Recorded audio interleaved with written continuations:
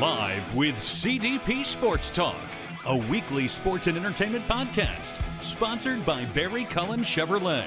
Live on YouTube, Facebook, Twitter, Twitch, and LinkedIn. And on audio via Apple Podcast, Google Podcast, Spotify, Anchor FM, iHeartRadio, Amazon Music, Radio Public, and TuneIn. Now, here's your host, Chris Palme.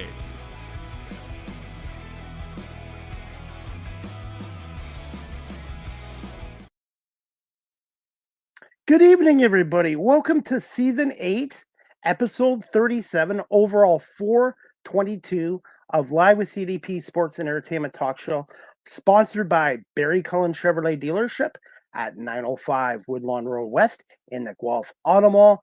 Check out barrycullen.com for the newest selection of new and pre-owned GM vehicles, or give them a call at 519-824-0210. Tell them Chris Palme sent you, and you can email the dealership at info@barrycullen.com. As always, Live with CDP Sports and Entertainment Talk Show is on weeknights on radio station WQEE 99.1 FM in Noonan, Georgia, the home of Southern Talk and Sports, weeknights from 8 p.m. to 9 p.m. Eastern as well. Before we get to our show today, I want to give a shout out to Savaki Flame. It is a small business run by a family at 206 Speedville Avenue in Guelph, Ontario, 519-625-4200. They have really great food there. If you like great food especially, they have the best salads in town, and I always go and get the veggie wrap with hummus and their salad. So check out Slovakia Flame again at 206 Speedville Avenue here in Guelph. I hope everyone's doing well on this. I can't believe it's already Thursday, August 8th, 2024. Where is the summer going? And I'm excited tonight to have my guest on. This is his first time on my show, and it's through a mutual friend and another musician I had on before, Kirsty Kraus. And my guest tonight, his name is Danny Spiro. He is a country music recording artist, and he just released his latest single, Her Favorite Color, which is available on all major streaming platforms. And we're going to bring on Danny right now, and I'm excited to talk some music and maybe a little bit of football with him as well. Good evening, Danny. How you doing? Chris, I'm good. Thank you for having me. Good. I hope I got your last name right this time. You got it, man. Spiro. That's it. I get a lot of Spiro, and I just kind of just nod. I don't want to. I always take pride in getting my guest names right, because I've been a guest on a few podcast shows and the guest or the host didn't really care at all.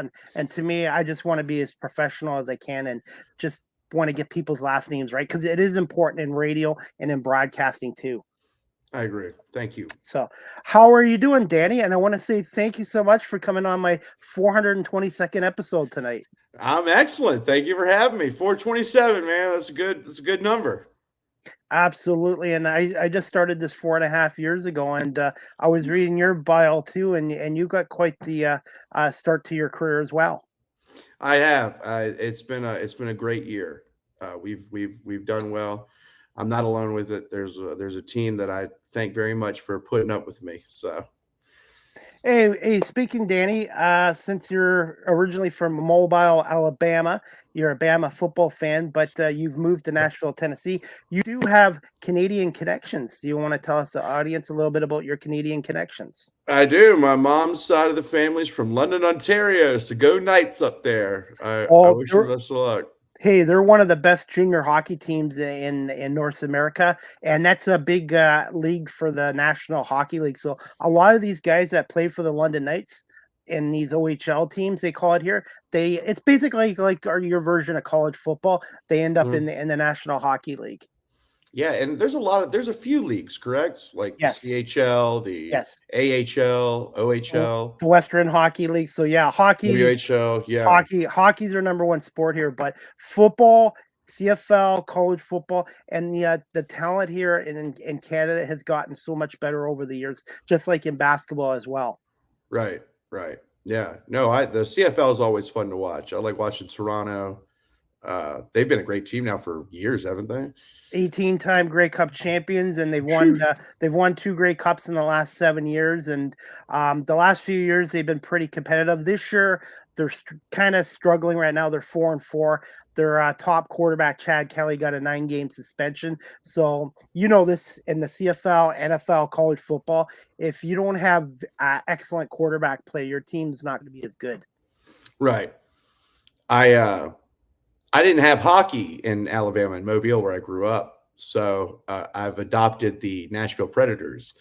And I got to tell you, I wish we had hockey in Alabama. I would have played in high school. You love it, eh? I don't know if I would have been a great skater, but that would have been fun. I tell you, I love going to Preds games. I've become a big Preds fan. So I love this NHL. I love this hockey thing that y'all been hiding from us. Yeah, I started skating when I was 3 or 4 years old. So hockey, it's like you're born into hockey over here. And at first I was skeptical about the NHL going to Nashville, Tennessee, but I think they did a really great job. And Nashville, Tennessee loves their hockey, and I think they love the physicality and the speed of the sport. And I think the NHL did hit a home run with that league. Unfortunately, they struck out in Arizona, so who knows what will happen with the team in Utah. I just don't know how that's going to work out. Yeah, it's funny. Nashville, even though we have the Titans and we have Vanderbilt, we are very much a hockey town. Really? And when it's game day, all you see is Preds jerseys downtown. Even over the Titans, or would you say Titans 1A and the Preds 1B? I don't know, man. They're pretty close. This is a hockey town. And I think in the next 5 years, you guys are going to be a Major League Baseball town. I really think Nashville, Tennessee will get a Major League Baseball team in the next 5 years. That's the goal. I still think they're trying to figure out where the expansion is going to be. I was told from what the rumors are around here, they're going to be the Nashville Stars. That would be a good name. That'd suit the name perfectly. Right. And you can actually buy their jerseys now, which I'm already kind of looking at buying one. They're really cool. But between the NFL, MLB, and NHL, it's going to be a madhouse in the city year round. So we're looking forward to it. How much of an adjustment was it going from Mobile, Alabama to Nashville, Tennessee? I'm assuming Nashville is bigger in population. Yeah, Mobile's about 250,000, and that's wrapping the entire county all together. It's a small town. It's a coastal town, so we're right on the water of the Gulf of Mexico. We lived on the bay, most of us, and it's definitely a transition. I mean, Nashville is a powerhouse city.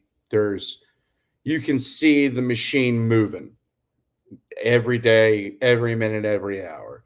Mobile was kind of, from 7 a.m. to 5 p.m. and then it calmed down. This town does not do that. So it was a transition. But even though it's a big city, it still keeps its southern small town feel. You still get to know each other very well in this town. The circles are still small. So even though it's a big city, it's got a very small town southern feel to it, which I love. So the adjustment wasn't as hard as I thought it would be. I've been to 13 states, but I haven't been to Tennessee yet or Alabama. Alabama, when you think of the state of Alabama, you obviously think of the Crimson Tide. Roll Tide. And obviously the barbecue food and the barbecue sauce and the country music as well. Oh, yeah. Alabama is one of a kind. It is, whether it's Roll Tide or Go Jags, South Alabama, where I'm from in Mobile, or Troy fans or Auburn fans. We got the War Eagles over there. We take a lot of pride coming from Alabama. And that's what I always will appreciate, is that no matter what, I know my roots, and I love saying that I can represent the state of Alabama up here in Nashville. Have you thought about one day writing a song about Alabama? Oh, I've written like 5 or 6. 5, 6, yeah. I'm just trying to figure out which one I want to record next, or probably just do all of them. So I'm never going to get old about writing about where I'm from. It's really a one-of-a-kind city, Mobile. It's right on the water where the hippies meet the rednecks. So how far distance-wise is Mobile from Nashville? About 7 to 8 hours. That's not too bad. You can do that in a day. Not terrible. It's straight up and down I-65. So It's a I'm straight gonna, shot. I'm gonna have to get out there this one year too. I've actually been to more of the states in my own country, so I need to travel more through Canada. But I definitely would like to get out to Tennessee and Alabama. And what's the one thing you love about Alabama the most? I love the traditions of Alabama. I love Mardi Gras. I love just the pageantry. If they've kept the old school pageantry there, and you really feel appreciated and welcome, no matter where you're from in this world.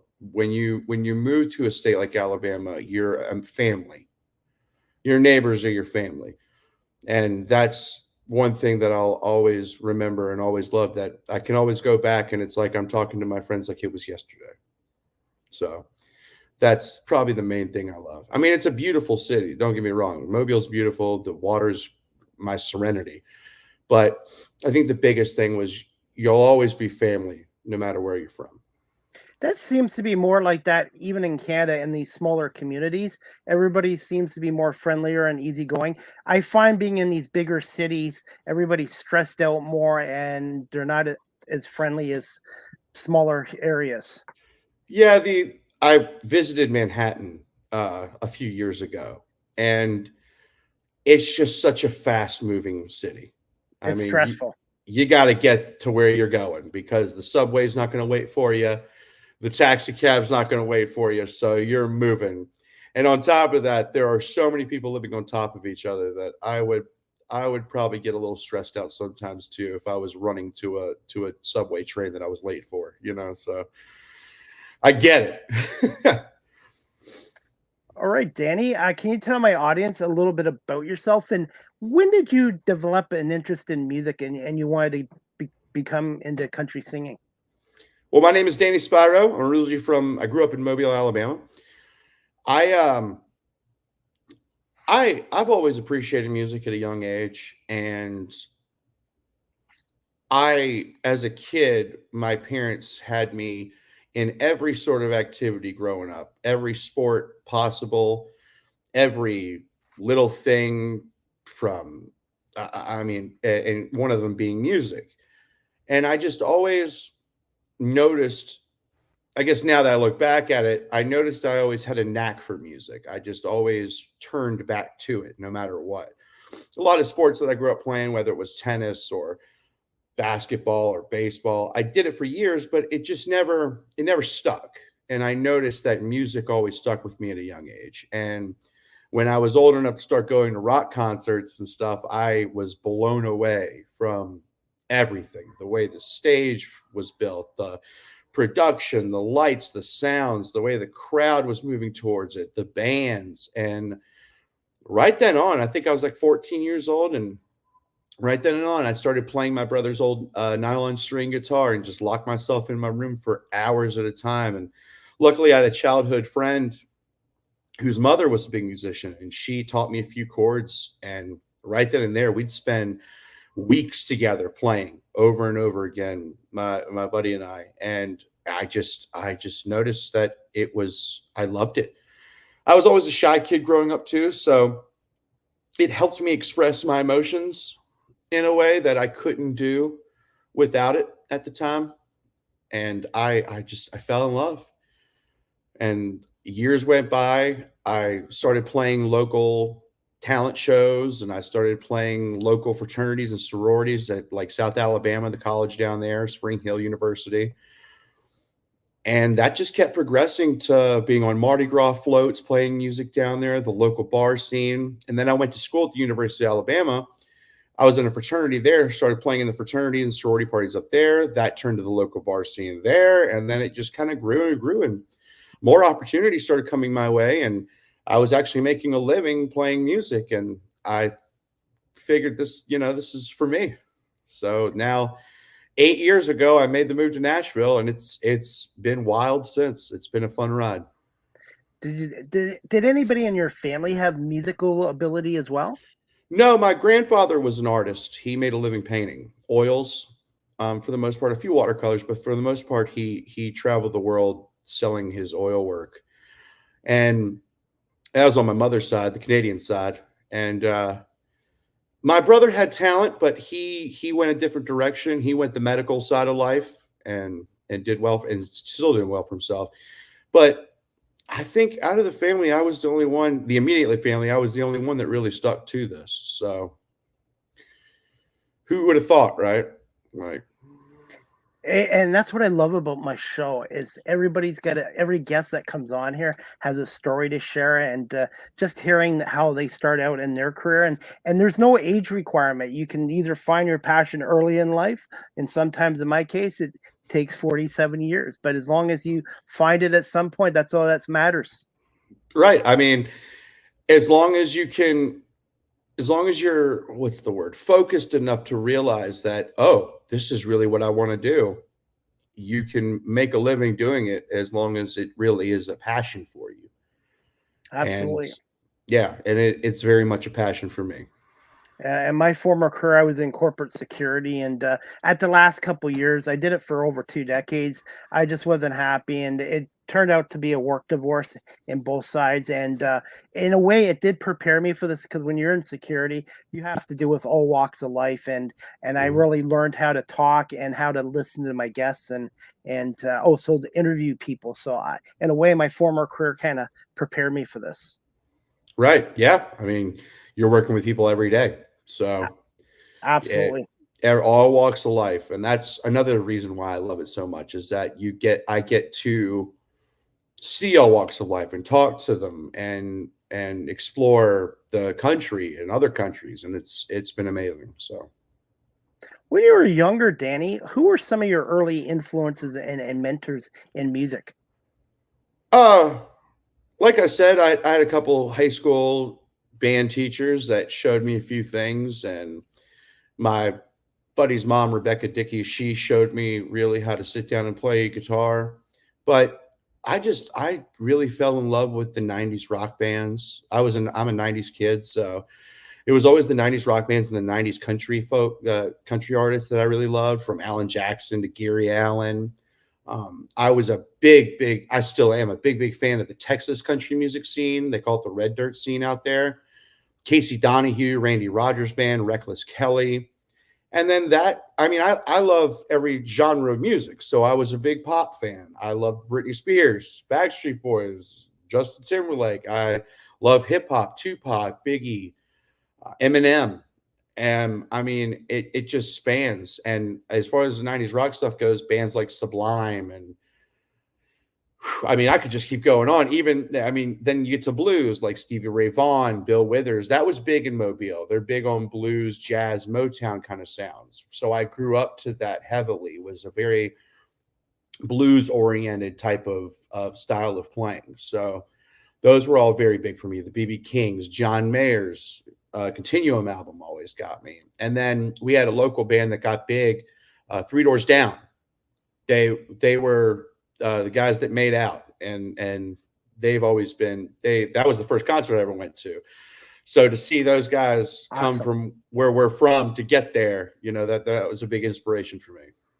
That's awesome. Hey, I got to ask you this too, Danny. How much has the country music changed even from the 90s to now? I think it's blended. I think all genres have blended. It's hard to pinpoint what's what's so traditional and what's so not. There still are traditional artists that still play very much the same type of arrangement as far as the band goes: lap steel, fiddle, bass, guitar, drums. And that's the more traditional side of it, some keys. And then you have today's artists like Morgan Wallen, Hardy. I mean, the list goes on. Where Morgan Wallen has more electronic drum beats behind it, more of the poppier kind of hip hop side to it. Then you got Hardy, who's more of the hard rocker type of side of country music now. And that's great because, like I said, me growing up, I was always a big genre of, I was always a fan of all genres. So for this to, for these other genres to start incorporating all these different influences, I think is amazing. I really do. Now, don't get me wrong. I'll always love traditional country. That's what I grew up listening to. That's what I'll always love. They say 3 chords and the truth. Has always been the saying in this town. I will always appreciate that. But I do love the fact that all these different genres now are blending, and I think it makes more. It gives the writers and the producers and the artists more freedom to work with, which is cool. What do you think of Beyonce and some of these other pop stars going into the country music? I think Beyonce can do whatever Beyonce wants to do. She has made a career for herself that is beyond what any artist has ever done. I think the only person next to her might be what, Taylor Swift. So I think it's cool that Beyonce has an appreciation for country music. I think she's a real artist. So I don't think she wants to limit herself just to hip hop and pop and jazz and R&B. I think she really wants to explore, and I applaud her for it. I mean, I really do think that she is a true artist, and a true artist doesn't just stick to one genre. You evolve over time, and that's what I'm trying to do in media too. I just don't want to be good known for one thing. I want to try to do a little bit of everything, and wearing different hats makes you a better person and performer in the long run. 100%. It does. I think me listening to every genre out there gives me influences for writing, for recording, for singing, for performing on stage. I mean, someone like Beyonce, I don't know if you've ever seen her shows. They're immaculate.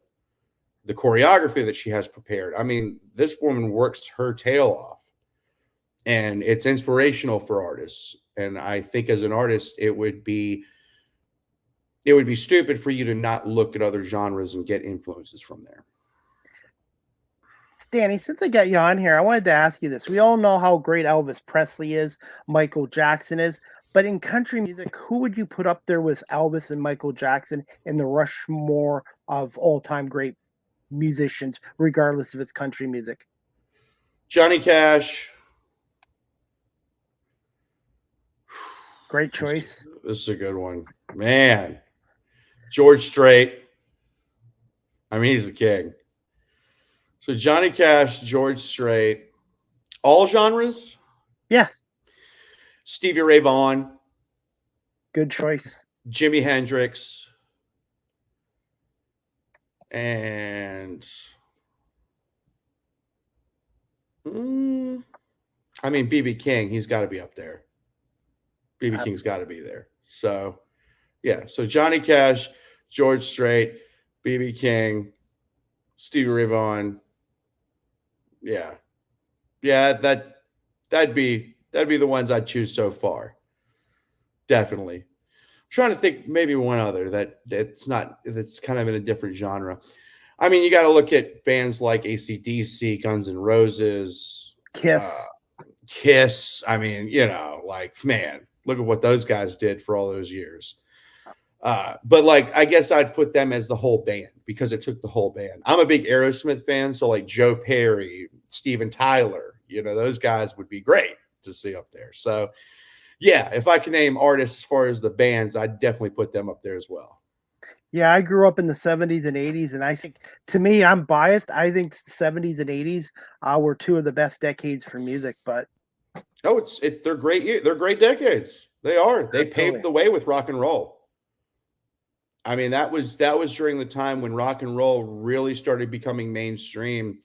And back then, you had to really be good because there were a lot of great artists back then. I mean, there still is today, but back then, it was just insane how talented they were back then. I mean, they're all on Rolling Stone Top 100. That's all you see is guys from the 70s and 80s. So if that doesn't tell you something right there, so. And I was a fan of John Lennon until he was murdered in 1980. And even to this day, 44 years later, his music is still impactful. And that's the one thing about music, regardless if it's country music or rock music or whatever, music brings people together and it really does help people get through tough times. It's like therapy. Yes, it has helped me my entire life. It really has. It has gotten me through great times. It's gotten me through bad breakups. It's gotten me through times where I was rock bottom. And it's helped me, like I said, my whole life. I've always attached myself to music heavily, whether it was me playing it or just listening to it and being a fan. So I agree. A lot of the musicians I've had on say a lot of their story writing or their songs are inspired from their life stories. Yes, I think that is some of the best ways to write. I think you have to be very honest, and sometimes it's not always going to be so great. But I have learned as being an artist that it's the not so great things that people find attachment to. Because they can relate to it. Yes, and it makes you human.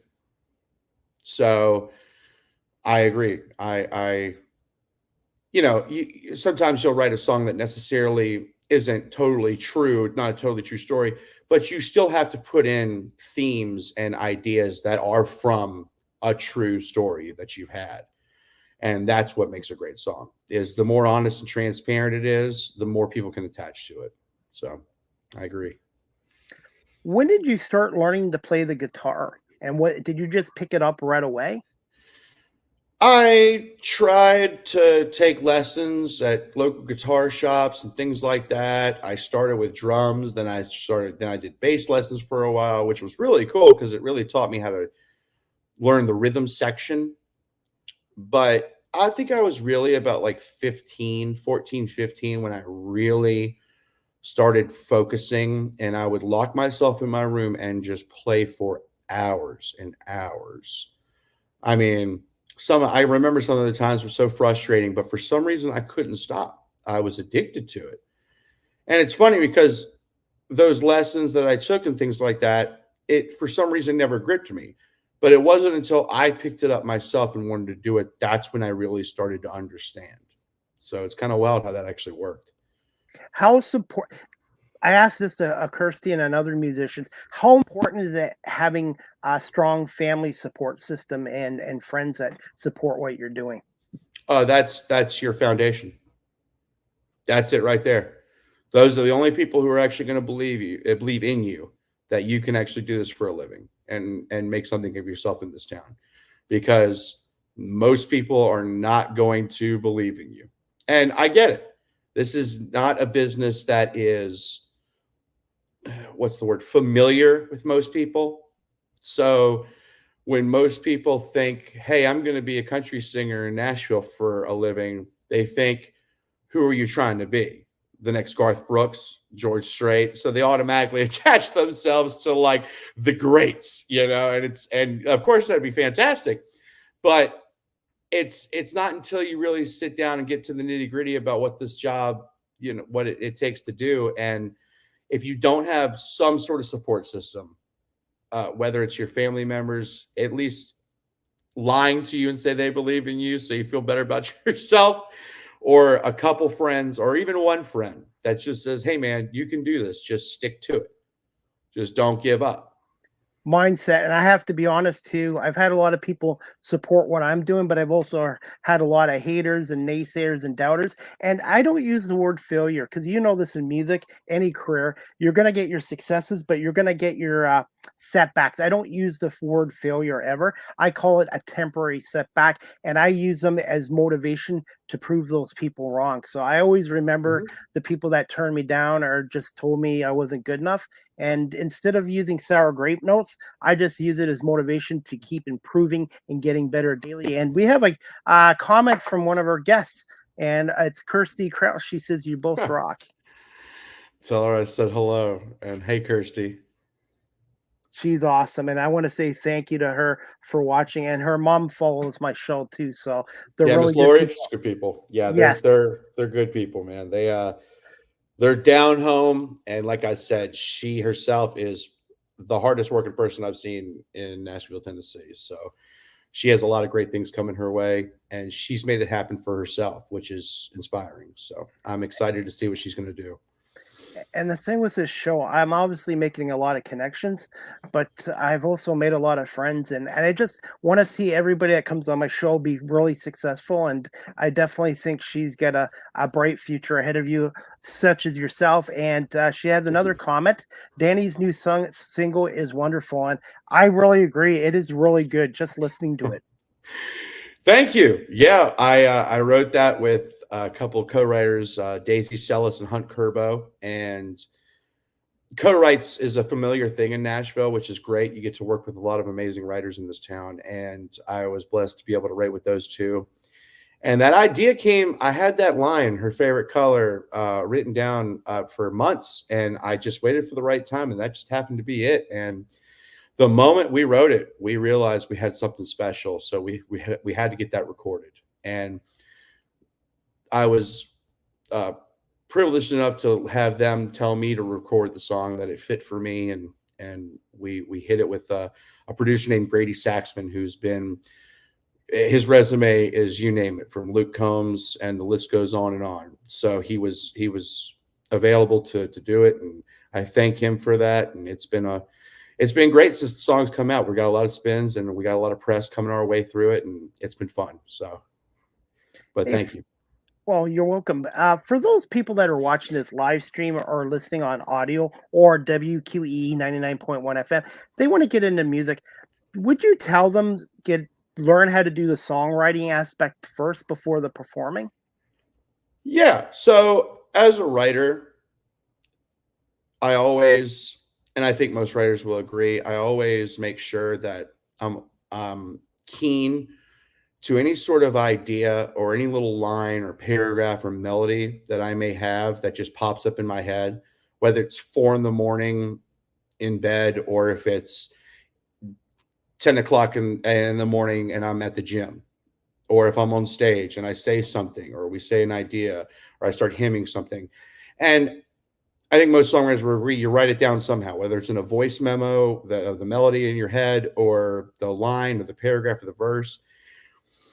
And if you're lucky enough, you'll be able to sit down with great songwriters and really express that and really put a song together. And it's the best way, the easiest way I can explain it is basically just puzzle pieces fitting together. That's exactly what it is.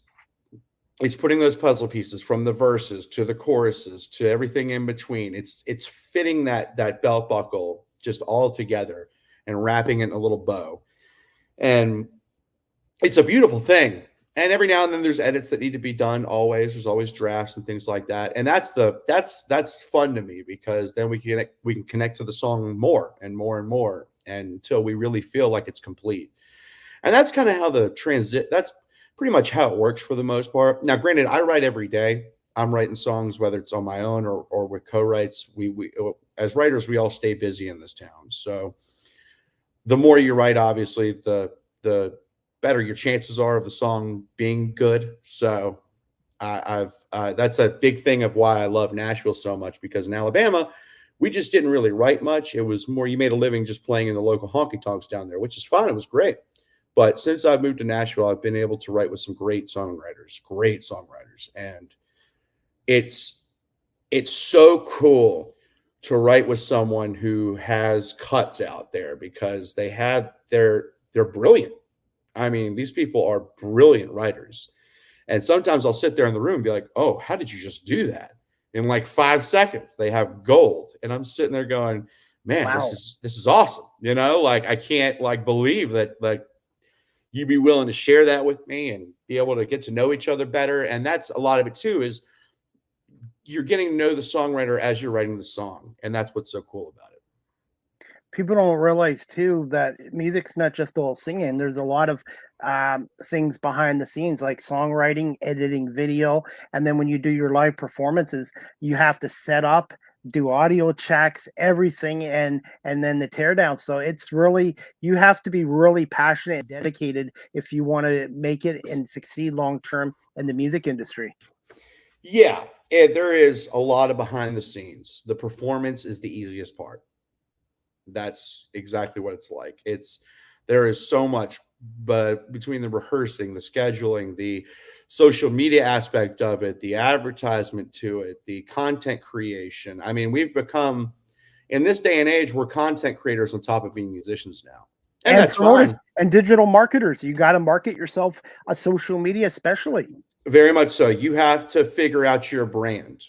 And you have to promote your brand. And that is something that back in the day, you didn't really have to do, because the label kind of figured that out for you. They developed you as an artist.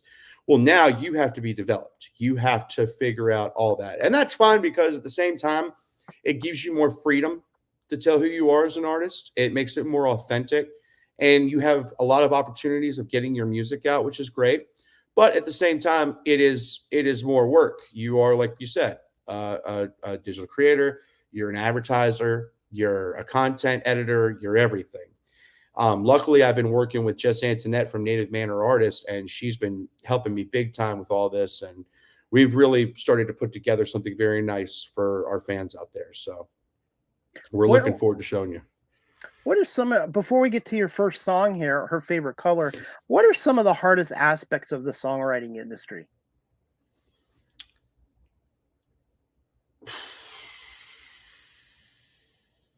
Is there a time where you can just like have a mental block? Yeah. It's hard to come up with something and you need to step aside for a little bit.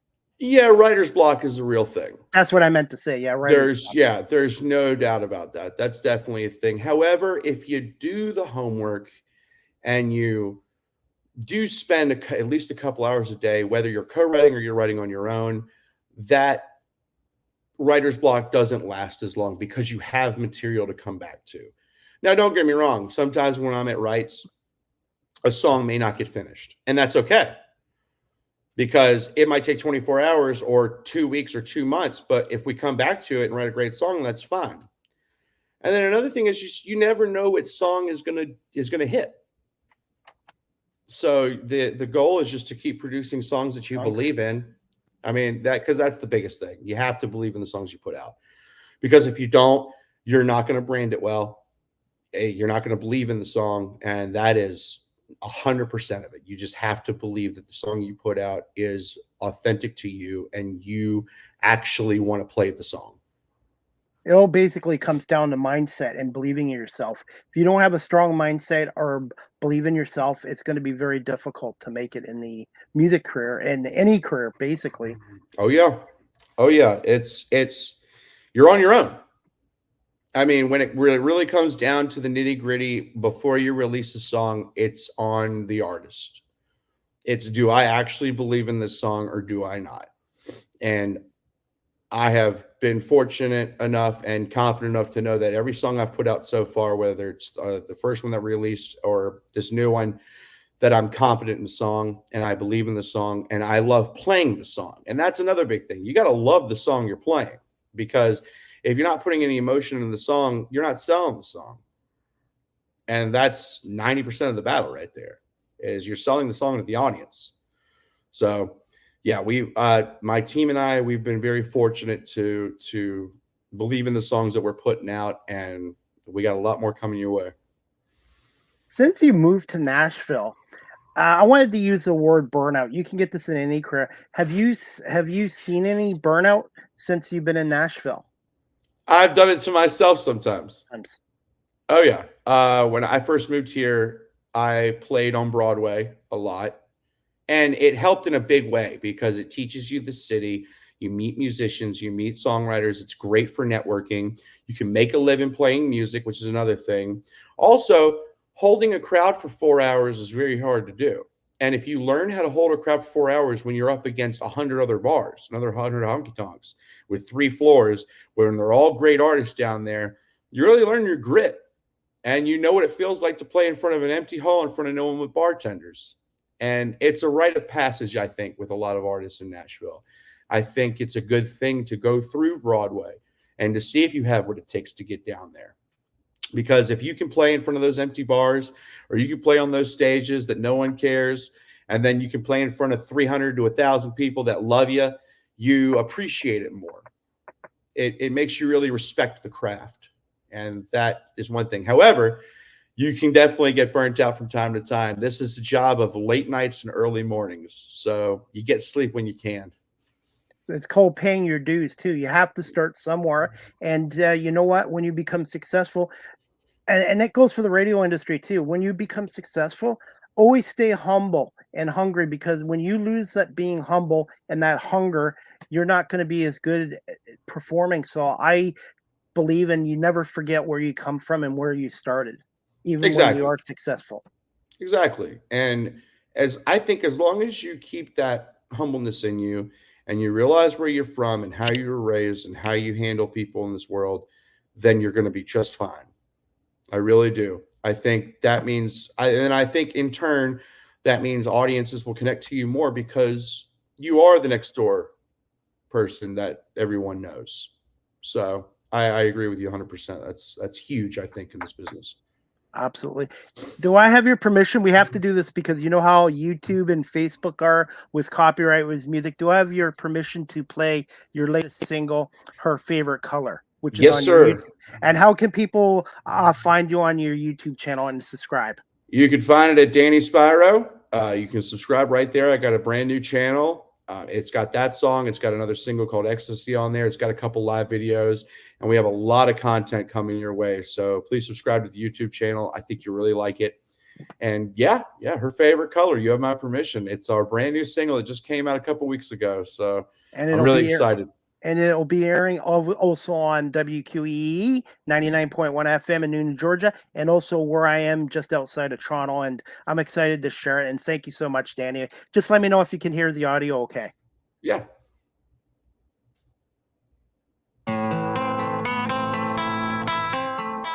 Perfect.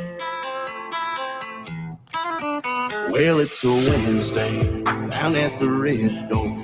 She was peeling the labels, tearing holes in the floor. Wannabe cowboy sits down too close, asking what's her star sign. Does it ever snow in Nashville? She smiles and nods. It comes down every night, but it don't stick around long. Oh, by the way, tonight should be a whiteout. Just like her favorite shade, she can't put down. It ain't the pink that rushes to her cheeks when her nose drips red on the bathroom sink. It ain't the blue in the skies or the green in her eyes. Ain't the midnight in her veins. Devil's dust straight to the brain. Her favorite color's cocaine.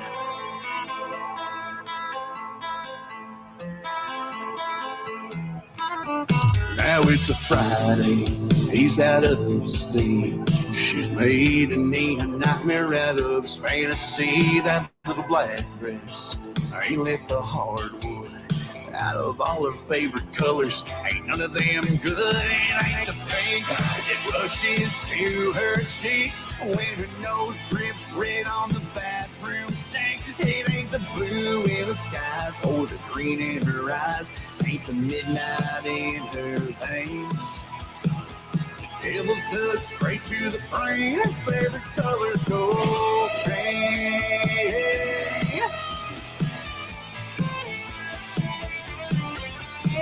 The sun shines gray and she's still awake. She tried to make it last forever till the mirror breaks. It ain't the pink that rushes to her cheeks when her nose drips red on the bathroom sink. It ain't the blue in the skies or the green in her eyes. Ain't the midnight in her veins. It ain't the pink that rushes to her cheeks when her nose drips red on the bathroom sink. It ain't the blue in the skies or the green in her eyes. Ain't the midnight in her veins. The devil's dust straight to the brain. Her favorite color's cocaine.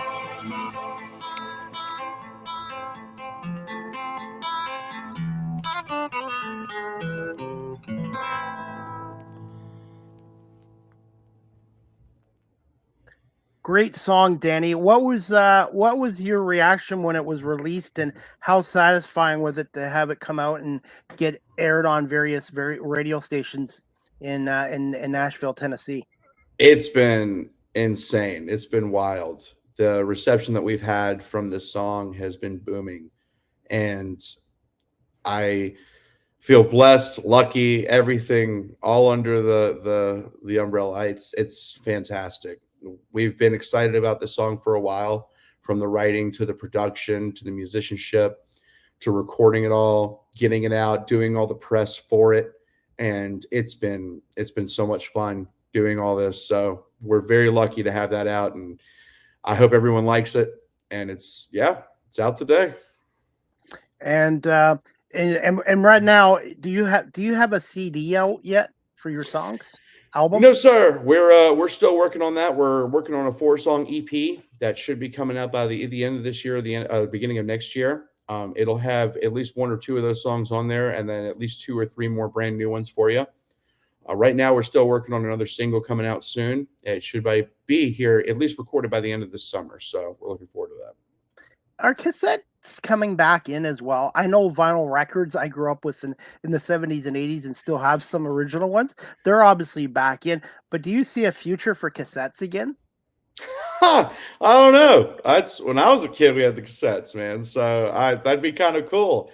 I like vinyl though. I just started collecting the vinyl. I bought myself a Victrola, and I bought myself Aerosmith Greatest Hits album. So I want to start diving down the vinyl collections. And a lot of the newer artists now, today's artists, they're actually putting out versions of vinyl for their singles or their albums. So I think that's pretty cool how they're doing that. Cassettes, though, I mean, I'm sure one day it'll be nostalgic enough. It might take as long as it had when vinyl finally made their returns. So that and the 8-track, so we never know. I'm old enough. I remember the 8-track back in the 70s. I don't think that's coming back. I don't think that'll come back. Yeah, I'm not sure if that will. I still remember when I was a kid, we had the one hits thing where it was like on the MP3s where you put a little CD in there and it had the one song on there. So we'll see if that makes a trip back. Hey, video games nowadays, everyone wants the Ataris now and then the old Nintendos. So like you never know. Converse shoes, bell bottoms. I wear Converse at the gym every day. So by all means, I'm all for it. Bring back cassettes. I'll have fun with it. Danny, how much has the live streaming changed the music industry? And just thoughts on Spotify and iTunes and all those platforms out there for music nowadays? I think it lets an independent artist really get their music out there. So it's a good thing. There's not much red tape or yellow tape anymore that don't let an artist show off their music. There are so many distribution platforms now that you can get your music out to, and all it takes is a few clicks away, which I think that's great, because if I didn't have those distribution systems, I wouldn't be able to show you these songs today. So we're very lucky as independent artists now to be able to show off and really show you who we are authentically as artists without anyone behind us, just the rawness of being an artist. And I think that's what's great about the platforms now.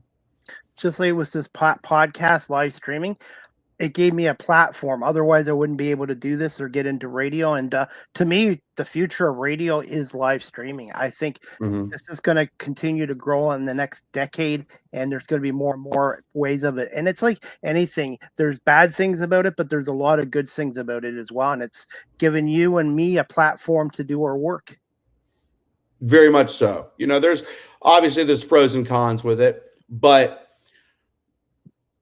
I think as long as you use it in a professional fashion and you're smart about it, you can really get your material out nowadays. I think live streaming is so cool that you can connect to your artist immediately without them having to buy tickets, without them having to travel. They can literally go up on their phones or their laptops or whatever they're using, and bam, they got you.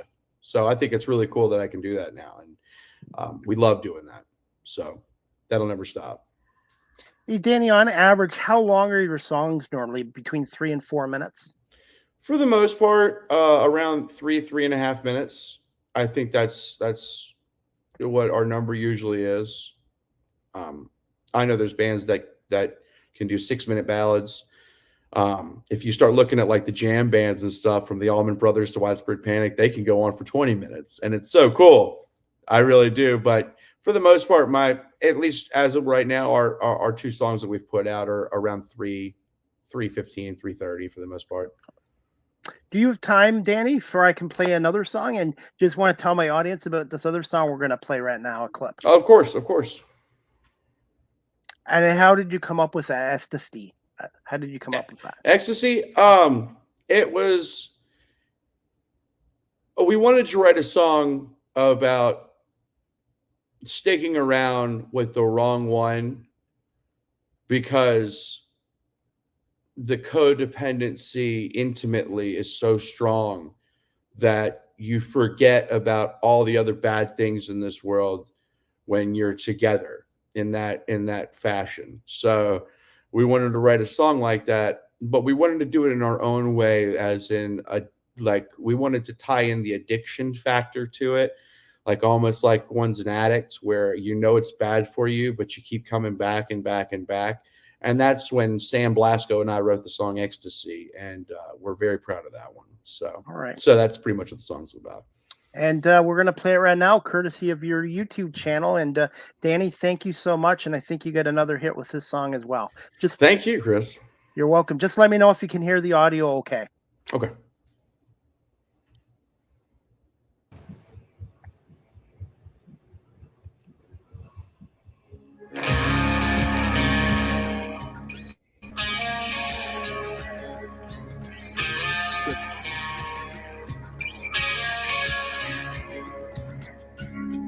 Oh, darling, you wrote the rules, and I've been playing them like a fool. Hands are shaking like a drunk while I'm jonesing for your love, baby, all night long.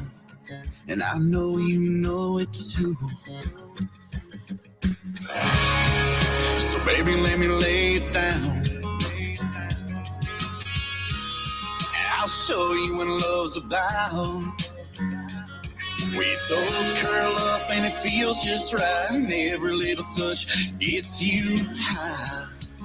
You never won't say goodbye. Well, disguise your lies, the fool's pride in my eyes. I can't see what's good for me, 'cause your hell ain't got nothing on your ecstasy. Your ecstasy, your ecstasy.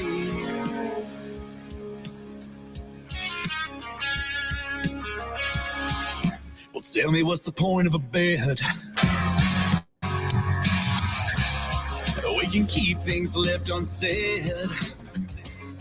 And the gas pedal just hit the floor, and euphoria takes over more and more. My head in hot and warm. Well, disguise your lies, the fool's pride in my eyes. I can't see what's good for me, 'cause your hell ain't got nothing on your ecstasy. Your ecstasy, your ecstasy.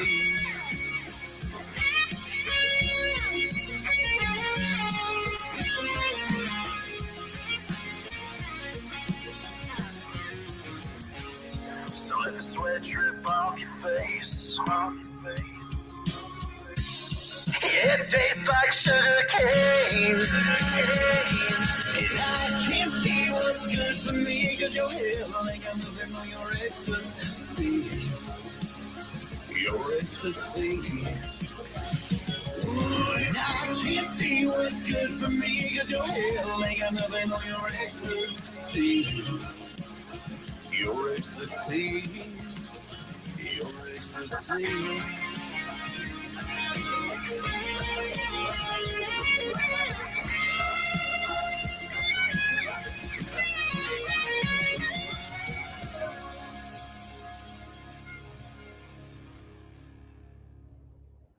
Danny, thoughts on this this song that you just released recently?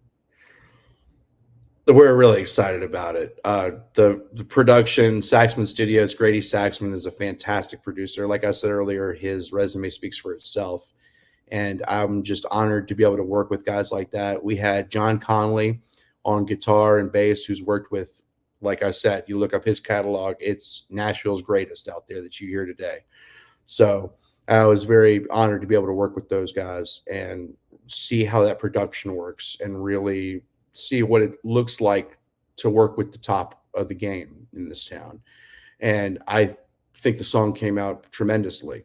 It was everything we wanted and more. So as an artist, that doesn't get any better right there.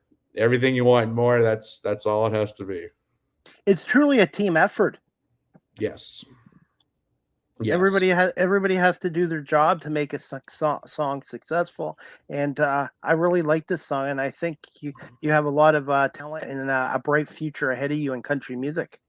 Thank you, Chris. Thank you. That means the world coming from me, because I know you've interviewed a lot of artists that are fantastic. I know a few of them that you've interviewed. I've been very lucky, and it's about the guest. I'm just a host. I'm just the facilitator, and it's the guests that make a show. And hey, when I started this out, Danny, the first 5 months I couldn't get anybody on my show, but I never gave up, never quit, and I finally got that one guest that believed in me, and I've been very fortunate. Thank you. Yeah, it's an honor to be here. I really appreciate you having me and giving the time for me to be able to talk about my music and talk about my story. It's been a wild ride since I've moved to Nashville. Hell, it's been a wild ride this entire time in this whole music industry, finding out who I am as an artist and what it took to get to this town and what it takes to stay in this town. And I just really appreciate you letting me tell my story and being here. Thank you so much. And I can relate a little bit. I know I'm in radio and you're in music, but you have to bet on yourself and you have to take chances in life to succeed. And I know what it's like to be in another career where I just stayed because of the money. I stayed for the money and I was comfortable, but I wasn't happy. And I've kind of broken away from that. And I can tell how passionate and how much you love the music industry, just like every other guest they've had on here in their careers, how passionate they are. And it just inspires me to even continue to try to get better every day. Oh yeah, this is the entertainment business. So you and I and every artist that you've interviewed, we're all in this together. From singers, songwriters, performing arts, painting, drawing, podcast, radio, acting. We're all in this together. And if you don't bet on yourself, then you're not going to have the courage to take the next step and move to the towns that you have to move to and give up the nicer things in life for a while to feel what it feels like to be on that grind, to be at bottom for a while so you can learn how to walk. And absolutely. Yeah. So I'm with you. Gonna ask you this, and this goes for any career too, but how important is feedback, either positive, negative, just any kind of feedback, and so you can improve? Because I think I want people to be honest with me and tell me, hey, this is what you need to do. Don't take it personally. I just think feedback's important too. Oh no, I have very close people in my life who are very honest about what I'm doing, what I'm putting out, the brand I'm putting out, the song choices that I'm choosing. And I appreciate the straightforwardness about it. If the song doesn't work for me, then it's not supposed to be for me. If the song needs editing or it needs to be in a different key, yeah, I'm with you. I would rather appreciate straight criticism because I know that they have my best interests and I know that they just want it to be good. And in turn, that'll help me. So yes, I'm with you. I prefer the direct, straight criticism route. By the way, I was at our Canadian Baseball Hall of Fame a couple months ago. It's our version of Cooperstown here, and former Major League Baseball player for the Blue Jays. He turned to broadcaster, and he's had a great broadcasting career. And he told me his first interview he ever did, it was with Harold Baines, who played for the Chicago White Sox, and he was a great ball player.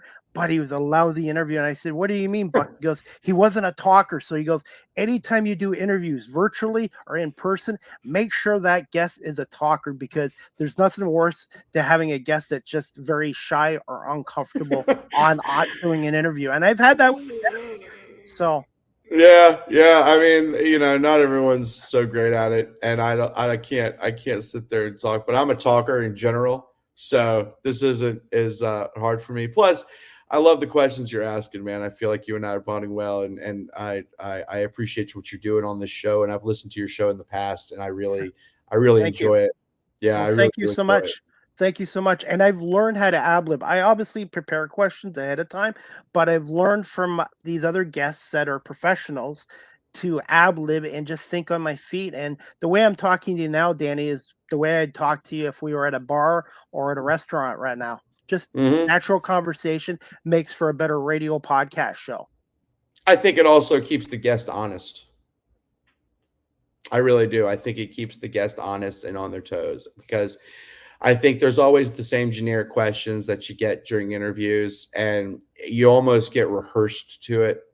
Yes. But being able to just freely speak with the questions that you're asking, like the talk we're having now, I think it opens up the interviewee a little more, and it lets them be honest about things. So And sometimes when I have guests on, they can be a little distant at times, but then I ask that right question, and that can just open them right up. And listening is huge too, because Danny, when you interview people, sometimes you can ask a question and they can give you the answers to 5, 6, 7 questions. And I've learned that from Kirsty and Crystal King as well. Listening is just as important as talking as a radio podcast host. I agree, and I'm learning how to listen myself, and I think that's a learned behavior that a lot of people, if you take the time to really just listen to people, sometimes you don't have to say anything, and then sometimes you have the right answer. But either way, I think people just appreciate the fact that you're listening. Absolutely. Do you have a few more minutes for a couple more questions? Yeah, of course, of course. Okay. What was it like teaming up with the acclaimed drummer and producer Gary Saxman, and how much of an impact has he had on your career so far? Yeah, Grady Saxman Grady. is unbelievable. He, like I said, from artists to Luke Combs to Austin Snell, you name it, he's one incredible drummer. He's the drummer on the track Her Favorite Color, and it's amazing. I listened to it back, and I always wanted to be a drummer. So I Really? yeah, I always wanted to be a drummer. So Drummer. I appreciate the rhythm section very much so. So being able to watch him work behind the scenes as a drummer and then behind the control board as a producer was amazing. He's very vocally attentive. Him and I really sat down and got the emotion down for the song as far as my vocals go, which was new for me. And he really understands. He's not just going to take every song. He is established to the point where he wants to make sure that the song he does, he also believes in, because his name's on it. And it was an honor and a privilege just for him agreeing to produce the song and actually be the drummer on top of it. So to have him on this project was incredible, and I'm actually looking forward to more projects with Grady. So he's one of the best in this town. You said something about vocals. Do you have a vocal coach, or do you have a routine that helps you with your voice when you're singing? I do. I have my normal warm-ups every morning. I stick to the baritone to tenor as far as warm-ups go, but we're playing so much that your vocals are pretty much warm by the time you wake up in the morning, you're ready to go to the show. So, but I always try to make sure I take care of my vocal cords as much as I can. A lot of water, a lot of vocal lozenges, a lot of entertainer spray, whatever I can do to make sure that my vocal cords are protected as much as possible, because we are singing for hours every day, whether it's in the studio or on stage or rehearsing or practicing or writing. So there's always the warm-ups that go in hand. So How long is your live performances normally? most of our sets, if we're opening up for a band, is around 25 to 45-minute sets. Now, when you're on Broadway, that can be up to about 3 hour to 4 hour sets. So it really just depends. We have writers' rounds and showcases here, which might be only 3 or 4 songs. So it really just depends on the show. But for the most part, you're looking at about 45-minute sets of original music. When it comes to opening up for bands or being the headliner or playing at festivals, it's around 35 to 45 minutes. Do you prefer being opening, or do you prefer the middle, or do you prefer to be at the end? I love headlining. I do. But I just love to play, man. If I get to open up for an artist that I really love, that I've loved my whole life, it would be an honor. Or an artist that I met that day that I love, by all means. I just love to get up there and play for our fans. And it doesn't matter if it's open, middle, or closed, but I love it all. Do you have any rituals or superstitions before you go on live? I always listen to like a lot of like 90s and early 2000s rock when I'm in my apartment alone, or if we're on the bus, or if we're on the van, or I'm in the hotel room. I always, and then I also I listen to a lot of like late 90s hip hop and rap and early The 2000s rap. 90s was the 90s music is good too. I shouldn't have just said Yeah. 70s and 80s. Actually, the 60s had a lot of good music. 50s, 60s were great. 50s, Yeah. 60s, 70s, 80s, even the 90s Hmm. too, and currently as well. So Yeah, I like a lot of like hard rock and alternative and punk rock and hip hop before I get on stage. It gives me that edge. It reminds me of when I used to play football in high school. I used to listen to the same stuff before a game, so so you have psyched I up. have that yeah I have that similar. I get that similar feeling before a show. It's that same thing about. It's like right before you're walking through that tunnel on a Friday night. I still get that same feeling. You get those butterflies, and I still listen to the same music that I did when I was playing ball. So For me, when I played sports or when I do this show, I always like to listen to Phil Collins' "In the Air Tonight" or "State of Mind." "State of Mind" have done a great rendition of "In the Air Tonight," which is mm. it's a song from 1981, but it just gets me fired up and pumped up. And you know what? Music is huge in sports too. You see Oh these yeah. baseball players with walk-up songs, football players. Music is such a impact on all parts of life as well. Yeah, I love the sports walk-ups. I love the walk-ups in baseball. They got great songs they do. And I love like going to college, Alabama, like we used to hear like Dixieland Delight. That's a huge tradition to Do they sing on a do they Saturday. still do they still continue that? Oh yeah. Oh yeah. When you hear Sweet Home Alabama, you hear a Hell's Bells on third down. When you hear that first part of that song, 100,000 people are losing their minds. So I know very well how it attaches to sports because on Saturdays up there in Tuscaloosa, when you heard Health Bells on third down, you were losing your voice right there. So yeah, trust me when I tell you, I definitely know the tie between music and sports. What are some of your I shouldn't say favorite. Maybe I should reward it. What are some of your most memorable places to perform live at in Nashville? And again, any plans to perform outside the US and possibly in Canada in the future, maybe? Yeah. So I've currently been playing at Big Machine Distillery downtown. That's Big Machine. That's Big Machine Records, Big Machine Vodka, Big Machine Racing with the Xfinity NASCAR series. I love playing with those guys. They've been good to me for a while now. Live Oak is a great spot for showcases, for original music, for writers' rounds. The Local's also a great spot there for showcases and original music. Then I love the Broadway. I love the Broadway honky tonks. Tootsie's Orchid Lounge. That's always been a famous one for years. Robert's Western World has always been epic. That's a legendary spot for artists. The Stage, Blake Shelton's Old Red, Jason Aldean's. I mean, you name it down there. They're all great. I recently played at Morgan Wallen's new bar. This bar, beautiful spot, beautiful place. So, but the memorable ones have really been places like Live Oak, the Local. Belcourt Taps was another big one for me because it really got my start in this town. Rose, who owned the place, really gave me an opportunity to play my own songs for the first time in Nashville, and I owe her so much because of that. And I met so many great songwriters and networked so much in that place that it really helps. Alley Taps was also connection to it, was also amazing. So there are so many memorable places where you make memories that are going to be forever in that town. And that's the beauty of playing music, is that you always make a memory.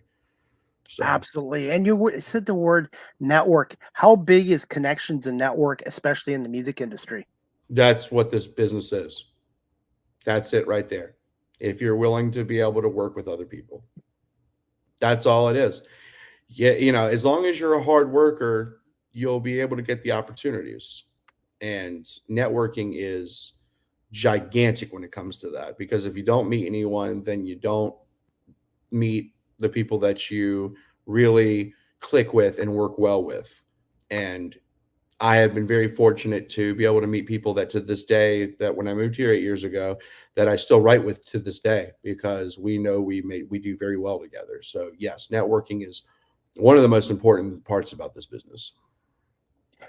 Can you tell my audience a little bit about your highly anticipated EP extended play for release, I think sometime in 2025? We're excited. Yeah, we're working on it now. We're thinking about 5 songs. I want to give y'all 3 that's not been released yet.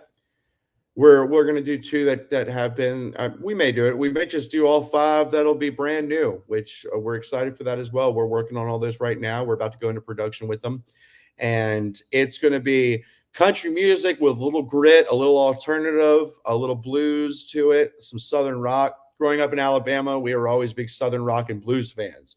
So I never want to forget those roots because that's what I was always grown into. And I want to really attach that to today's country music. So you're going to hear a little bit of all that. I love the outlaw country guys like Steve Earle and Merle Haggard, Waylon Jennings, Johnny Cash.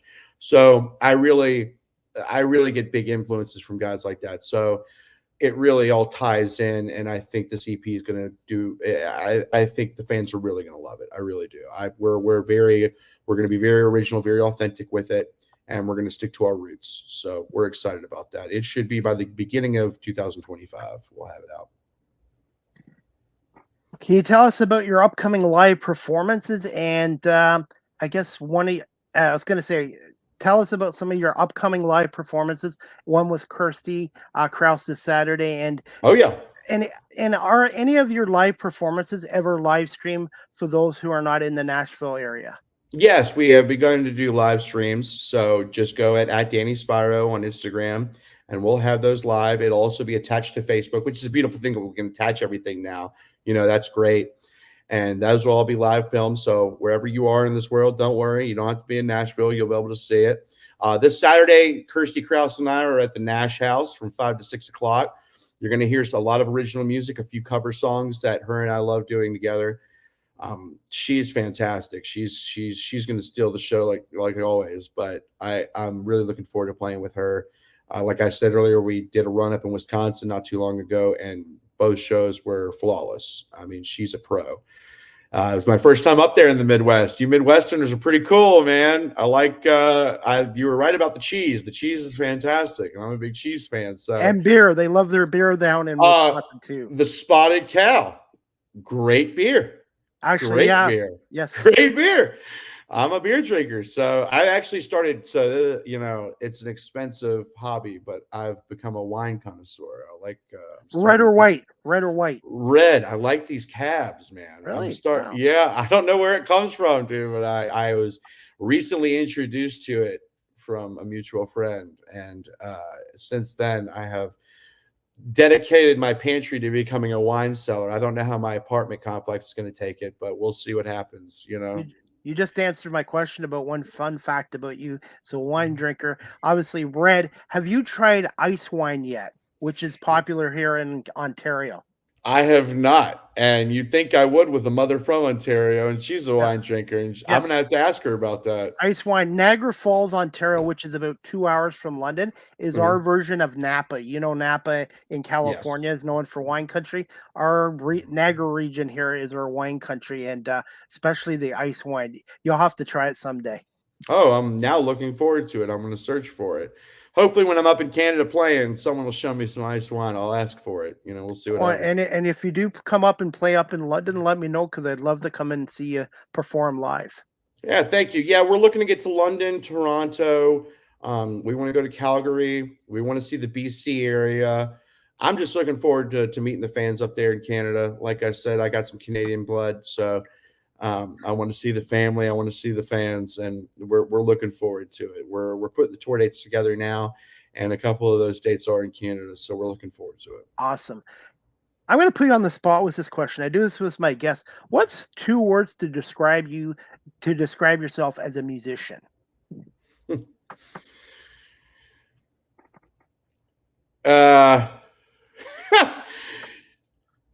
Transparent and authentic. Perfect. Unless those 2 are the same thing in a way, but I'm not sure. Is there a difference between those 2? No, That's Okay. that's Okay. that's Okay. fine. By the Okay. way, you'll love Calgary. I haven't been out there, but our Calgary is kind of sort of like Tennessee. It's really nice out there, and I have to get out to Alberta, but I think you'd love that province. It's got a lot of mountains, a lot of beautiful area, and I need to get out there as well. So yeah, I definitely Calgary would be a great stop, and Vancouver too, out in British Vancouver Columbia. would be nice. Yeah, Yes, Vancouver would be beautiful. I want to go see a Calgary game. I want to see a Vancouver game. I want to yes, see a Toronto Maple Leafs. I want to see a London Knights. I want to see all of them, dude. I want to try yeah. to make all those games. Definitely. Hey, when I go over to the States, when I do my media work, the guys over in Buffalo always ask me to bring potato chips and chocolate bars over because our chocolate and potato chips are different from the American kind too. You have ketchup flavored Lays, Yes, and which that's are ketchup. fantastic. Yes, Yeah, and yeah, they are fantastic. we also have Cheetos flavored potato chips too. So every time I bring them Ooh. over to the Buffalo, everybody's my best friend because we have stuff that you guys can't get, and you guys have stuff we can't get. Yeah, those ketchup flavored Lays. I remember as a kid, my mom bringing those home when she'd go see her family, and those Yeah, are fantastic. Uh, addicting, addicting. oh, yeah, it doesn't stop, man. I could eat a whole bag of those. And you just like our Canadian beer too. You have to try it. I always like supporting the local craft breweries. Yeah, we have a few here in Nashville that are very good. Yazoo, if you ever come down here, try the Yazoo Pale Ale. Try the Big Machines beer. It's also great. They have a seasonal that's really good. They got a strawberry that's fantastic. They have a dark and a light as well. So make sure you come down to Big Machine Distillery and check out their beer. It's very good. Definitely, I'll keep you in mind for that. Hey, before we wrap this show up, just a couple of football questions. Thoughts on Nick Saban's era at Alabama, and thoughts on the new head coach Kalen DeBoer, and thoughts on the Alabama-Michigan game last year. I'll be honest, if Alabama had pulled that out, no disrespect to Washington State, I really think the Michigan-Alabama game was really the real national championship game last year. Okay. So having DeBoer as the new coach, I don't want to hate on Washington, right? But I think that was the game, just between you and me. And I'm saying this because I'm biased and I bleed red and white. Like I bleed crimson and white. So I'm always going to take Alabama's side, whether they're 0-12 or 12-0. So, but yeah, Nick Saban, I was a freshman in 2009 when we won our first national championship. So that era while I was at school there was epic. I mean, it was something to watch, to see every team every year, from the Mark Ingrams to the Trent Richardsons to the Eddie Lacy's to Derrick Henry it didn't stop. I mean, we had nothing but NFL primed players already ready while they were sophomores and freshmen in college. Julio Jones, I mean, insanity. Like our quarterbacks, all they had to do was toss the ball up in the air and boom. It didn't matter. We had receivers that just, it didn't matter. Like we couldn't be stopped. I mean, Saban is a legend. I mean, his statue is out there in the front of the stadium with the rest of the greats, Bryant, Stallings, and I mean, they named the field Saban Field at Bryant-Denny Stadium now, so he's a legend forever. And I mean, he's going to go down as the best college football coach ever to have ever lived. DeBoer, I mean, look, the guy's got a great record. He made it to the national championship with a Pac-12 team. I mean, say what you want about the Pac-12, but that's still big-time football. Now, I'm sure there were a lot of coaches that were like, there's no way I'm about to take this job, because I could only imagine what they were thinking. I got to fill Nick Saban's shoes. But I think as an Alabama fan, I think most Alabama fans and college football fans are going to realize that there's just going to be they still have the players. They still have the recruitment. We still have the coaches there The system's still there. The system is there. I mean, it's not like Saban just left the place in pieces. He left it very well together. So for a guy like DeBoer, I mean, he's got the record. He's taken a team to the national championship. He sees what it's like to play teams like Michigan. Like that's the same level as Alabama. I mean, you're talking about offensive and defensive linemen who are 6'7", 350 pounds, but they can run a 40 in 4.5, 4.6. I mean, he's now seeing what that's like, and I think he's going to adapt to it very well. And I think that Washington-Michigan game almost helped him in a big way, because it was like, oh, now I see what it's going to be like week to week instead of just one game. And now he's got the resources. He's got the players for that. I think he's going to do well. I mean, like I said, I'm sure there were a lot of coaches like that. There was no way they were about to try to fill Saban's shoes, but I don't think it has to be that way. I think DeBoer has adopted the system. The state of Alabama loves him. They do. They love him coming in. They love his record. He's got an immaculate record as a head coach. I mean, that just doesn't come from nothing. So obviously he knows what he's doing with this team. He knows how to recruit. He's young, so he knows how to work the NIL. He understands the transfer portal.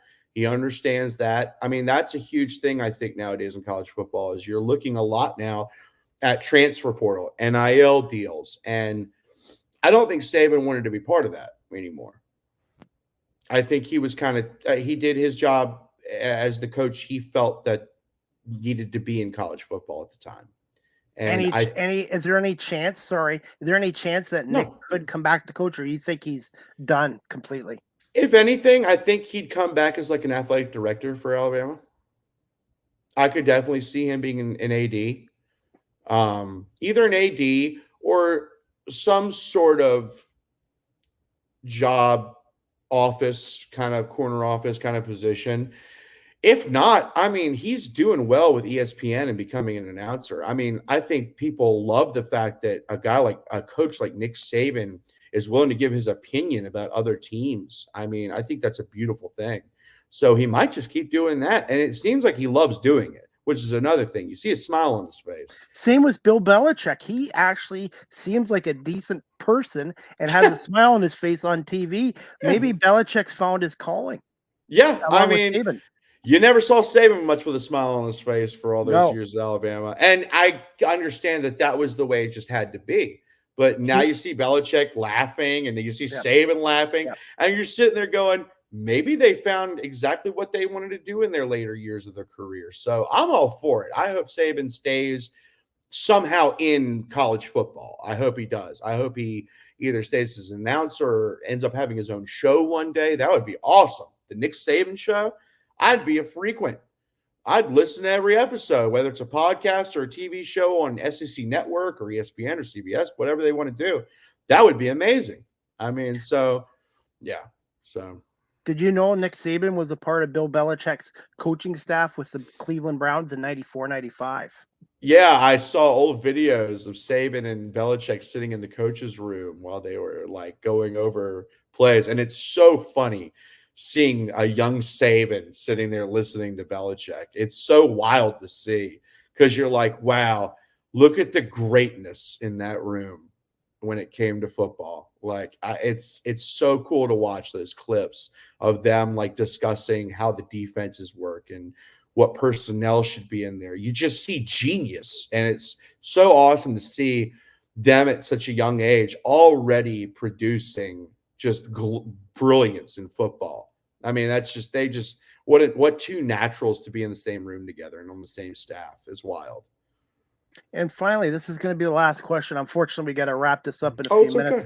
Okay. Time goes by quick. Danny, I could talk with you all day, Chris. Yeah, I could too as well.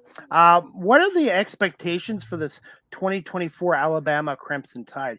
Can they get back to a national championship? Are they still a championship contender? Oh, 100%. Like I said, just because Saban's gone doesn't mean the program's still not there. They still work on a standard. And the players that are not going to work with the standard will leave and transfer. That you're just going to see that. That comes from every team now. You're just going to see that. But as long as Alabama keeps the standard that Saban created, there is no reason we shouldn't be national champ bound. And with the 12-team playoffs now, you can lose one or two games. And that's probably going to happen in the beginning. I mean, that's part of it now. But with that 12-team playoff, there's no reason Alabama shouldn't see the finals of those playoffs every year, as long as that standard still lives. And if I know the state of Alabama and the university like I know them, I guarantee you they're going to the national title a few times more. So roll Tide. By the way, I'm a huge Philadelphia Eagles fan, and Jalen Hurts, when he played for you guys, did you think he was going to be as good as he was? Oh, yeah. Everyone knew that. Everyone knew the strength he had, the talent he had as an athlete. The only thing he had to work at was passing. And I knew that, from Alabama to Oklahoma, you knew somewhere along the way that was going to happen, and he was going to learn exactly what he needed to. And if I'm not mistaken, Nick Saban is the one that hooked up him with the quarterbacks coach at Oklahoma to really get him ready for the NFL. But yeah, everyone knew at Alabama that Jalen Hurts was top tier. So I love what he's doing with Philly. It's great. Philadelphia, they when you win there, they love you, but if you don't win there, and he's got a big contract, so this year with them getting Barkley from the Giants, the Eagles kind of melted down last year. So I'm hoping Hurts is healthy this year, because last year I believe he had a knee injury, and that really affected his play because he's more effective when he's doing the RPO, the run pass options. Yeah, and I think all of football now is going to RPO. And that was started in the CFL back in the mid-90s by a quarterback named Damon Allen, the younger brother of Marcus Allen. He really started it, and then Doug Flutie picked up on it, Jeff Garcia. So, in a way, the CFL has influenced the NFL offenses a little bit, too. Yeah, you can't be – the whole pocket quarterback thing has changed. Oh, yeah, absolutely. You have to be an athlete now to play quarterback. You have to be 6'4", 200-something pounds, because you have to be a running back and a passer at the same time nowadays. But it's so much cooler because the game is so much fast-paced now. Less huddles, more reading the defenses and then calling the play from there, which is really cool.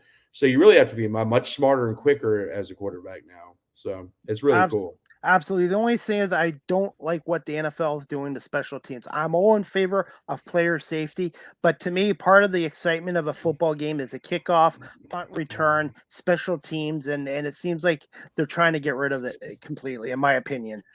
I was told, at least what I read, was that they were trying to do this way so more kickoffs would be returnable. I would say we'll see. I don't know if that's real. I would say move the ball back to the 25 or the 20 for kickoffs instead of the 35-yard line. Because these guys, these guys, these kickers, they have such strong legs. So just move it back to the 20, 25-yard line. Yeah, and even if you wanted to start the players from the ball, okay, that I get. Or if you wanted to start them ahead of the ball, okay, I get that. But, yeah, I mean, these kickers now can kick it 70 yards through the goalposts. It's insane what they can do now. The strength of their legs nowadays is crazy. But from what I was told, there was only 20% of kickoff actually being returned. Yeah. So they were trying to, and this is what I read. I don't know if this is true. I can't even tell you what source this came from. You doom scroll through social media and you start reading crazy theories, and that was what the theory was. One of the theories was that people would return the ball more. And if that's the case, cool, because I love watching kick returns and punt returns. Absolutely. I do. Yeah, Absolutely. man, that's where the big hits are, dude. I used to love doing that myself when I was in high school. I loved being on kickoff. So we'll see if that's the case. But yeah, there's a lot of rule changes going on in the NFL, and we'll see. We'll see. I hope the best. I'm a big Titans fan. I'm also being converted to try to be a Green Bay fan, but we'll see. But from Kirsty, the Packers. I do love the Titans, though. Yes, but the Packers are going to those white helmets. I'm like, why miss tradition? There's certain uniforms you don't need to change. I know it's money driven, but just there's tradition in uniforms. And Green Bay, I'm not a Packers fan. I'm an Eagles fan. By the way, the Eagles open up the season against Packers, so I'm going to have to talk to Kirsty about that. You're going to have to say something to her. Yeah, they open up the season in Brazil against the Packers on a Friday night, so I'm gonna have to bug her when the Eagles beat the Packers and Jordan Love. Oh yeah, you're gonna have to, man. I was a big Brett Favre fan when I was growing up. So I understand. And to this day, I want to see Lambeau Field because I've been there, 5 years know, ago, and it's amazing. It's a bucket list. yeah, it's It's a bucket list bucket for list. me. It's bucket list for me. Absolutely. I got to see Lambeau. I have to. Absolutely. And I want to get back there too. So, hey, finally, Danny, we're going to wrap this up. I wish I could keep you longer, but I've got to wrap this up in a couple minutes. It's all good. Where can my audience again follow you on social media, your website, and all of your music live streamed? And again, just mention your performance with Kirsty on Saturday night. Yeah, so we're playing it Saturday at the Nash House. We'll live stream it for you from 5 to 6 o'clock with Miss Kirsty Krause. That'll be a great time. We'll have a great time that night. And you can find me at DannySpiro.com, SPIRO, and you can subscribe to the newsletter. Please do, because that'll give you all the updates of the shows, the tour dates, the new music coming out, the content that we have coming out, which is going to be funny, fun. We're looking forward to putting it all out. There's going to be a lot of acoustic videos coming out of the new songs that we're doing.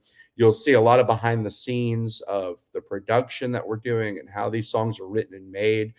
We're really focusing on that right now, and I'm really excited to show everyone what we've got going. So find me at Danny Spiro, at Danny Spiro Music on Facebook and X, Twitter, whatever you want to call it. And and DannySpiro.com. Like I said, subscribe to that newsletter and you'll look forward to it. Danny Spiro Music on YouTube.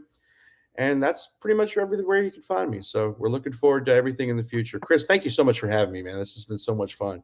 Hey, Danny, 90 minutes just flies by, but I want to say thank you so much for coming on. And I will check out your website Saturday night and see if I can watch your performance with Kirsty on your website again. Sounds great. If not, just go to the Instagram. You'll see it there. Yeah, you'll see it on Instagram at Danny Spiro. So please say hi to Kirsty for me. And I want to say thank you so much for coming on here tonight, and continued success in your music career and with your Bama football team. And hopefully maybe one day the NHL will come to the state of Alabama at some point. We'll see. I you know what, if they did, the state of Alabama would absolutely love hockey, because it's still one of the sports that it's still at its purest form. So, and until then, go Preds, baby. I've become a big Preds fan, so I'm looking forward to Nashville Preds. And we've got arena football here, the Nashville Cats. I love watching them play. That's also so much fun. And yeah, Chris, thank you so much again for having me on the show, and everyone out there listening. Welcome. Thank you. I hope everyone enjoys it, and we're looking forward to the future. Sports and music always unites people no matter what. And it's just nice to be able to talk to you, have guests on such as yourself. And thank you again so much, Danny. And give me a little bit of time tonight, and I will send you the audio, the video, and I will edit some video clips. And if you'd like to post on your social media pages, our show will air. Our show will air on WQEE 99.1 FM. I would say either Friday night or Monday night. I just have to talk to my station manager, Ryan O'Neill, and he's a huge country music fan as well. Oh, great. Yeah, please let me know, because I want to definitely let people know in Noonan and Canada what time and where they can find the show. So, okay. I got a lot of listeners really eager to listen to this, so we're excited. Right. Well, hey, Danny, it's the guests that make the show. Again, I'm just a host, and it was just great talking to you, man. I just like connecting with people, and this is one of the fun parts of this show, is just connecting with my guests.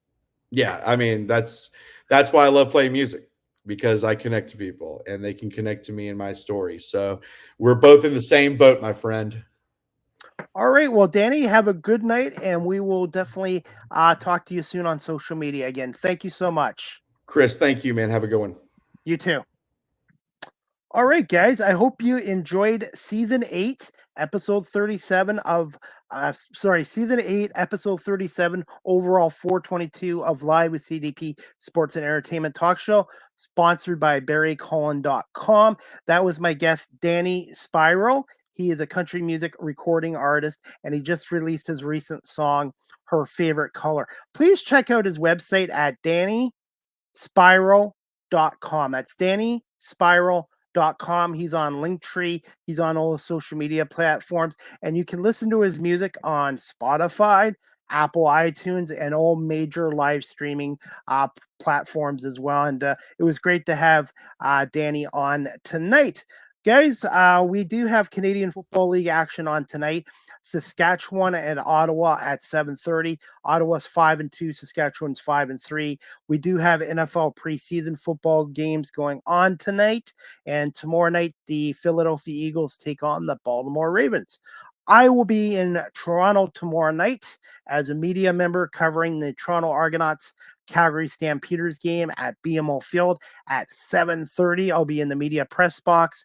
Check out my social media pages tomorrow night for interviews, pictures, and some videos as well. And a special thank you to Chris Bilnovich for the media pass as well. And I'm really looking forward to a really good game between the Argos and Calgary.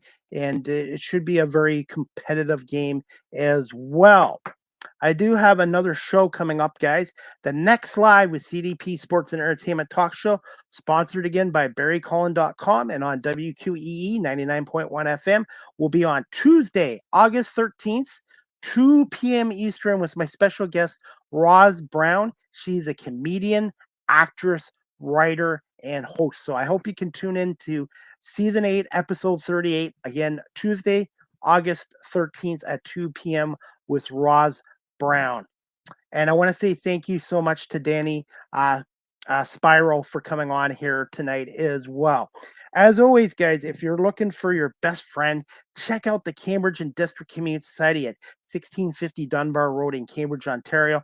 Telephone number 519-623-7722, or visit their website at cambridgehumanesociety.org. All the animals up for adoption, their profiles are on the website, and they're doing a monthly 50-50 draw. You can get your tickets through cambridgehumanesociety.org. And if you're looking to volunteer there, you can fill out a volunteer form through their website as well. As always, Live with CDP Sports Talk is hosted by Chris Palme. Sometimes I talk too fast. Is on weeknights at 8 p.m. to 9 p.m. Eastern on WQEE 99.1 FM, The Key, the home of Southern sports and talk, the heartbeat of Atlanta. Our radio station's website is wqeefm.radio12345.com.